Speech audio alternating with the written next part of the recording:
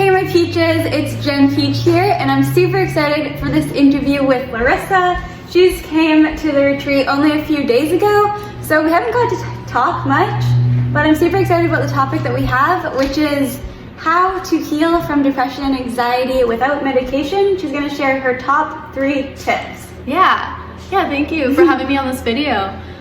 So I would definitely say my number 1 tip to overcome depression is really learning to love yourself, because that's going to be the first step in even wanting to overcome it. So just spending time alone and being okay with being alone and just really working through your inner issues. I like to use meditation. I like to read, very powerful books about changing your mindset and just developing more positive habits in your brain to get rid of those negative thinking patterons. Exactly, so, learning you deserve that. Yeah, building that self-worth inside. It's really important. And then I guess my second tip would be eating a healthy diet, because I'm a raw vegan and I've noticed ever since I started eating just much healthier and just being vegan in general, I've noticed my mood has improved so much. It's hard to be unhappy when your body is so healthy and happy. Right? It's just so much energy that you get from it. You just get hyped. Yeah, you can't really. And it tastes so good. Yeah, you can't really be down when you feel so great. So feeding your body nourishing foods is so important, and lots of calories, so that you're not drained.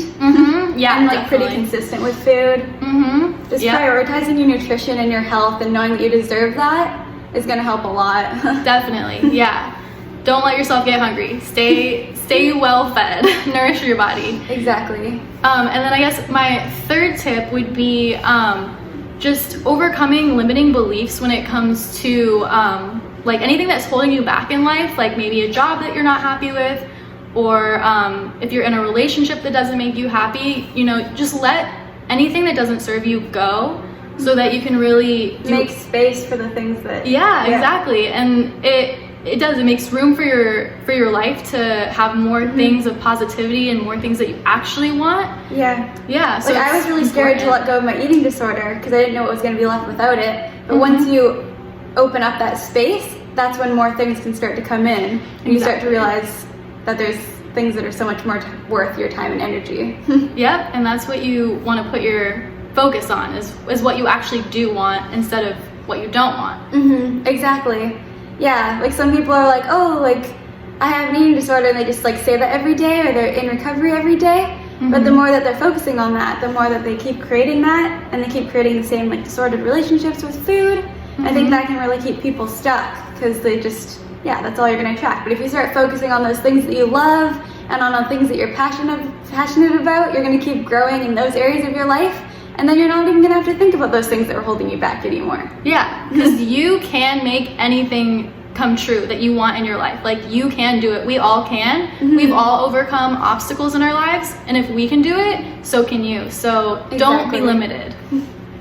And thinking, just because I don't know much about your backstory, were you ever diagnosed with any sort of mental illness at all? I did see a therapist for a while that did diagnose me with anxiety and depression. And I overcame it completely drug-free. I'm all about natural health, absolutely no pharmaceuticals or anything like that. I found a lot of psychiatrists and doctors have pushed medication on me, but when I finally went off medication, the reason that I did was because I wanted to get to the root of the problem. And I found that once I did that, I knew, okay, I myself can fully recover. I myself can feel happy. I don't need to be dependent on that. And it made me so much more confident in the way that I showed up each day, and just feeling so much more happy and proud of myself for actually overcoming it versus just having in the back of the mind that it was something else. Yeah, you got to do the inner work. It's not an external thing. I mean, there are things that can trigger you, but it's an internal problem that you have to work through. So I love the way that you think about that, because it's true that you got to work on it from the root of the problem. Exactly. Yeah, it's never permanent. Yeah, very true. You can overcome it. Exactly. Thank you so much. That's all so helpful. I would like to talk way more, honestly.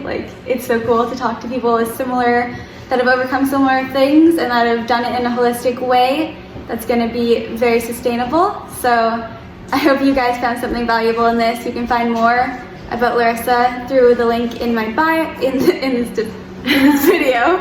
So I'll see you guys in the next video, and this was great. Yeah. Bye. Bye. That was fun.